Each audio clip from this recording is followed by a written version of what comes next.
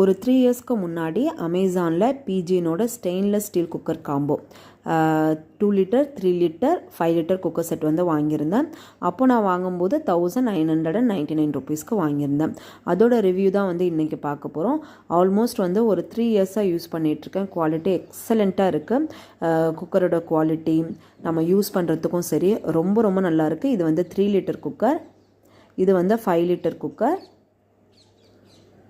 அப்புறம் இது வந்து 2 லிட்டர் குக்கர். எல்லாமே வந்து ரொம்ப சூப்பராக இருக்குது.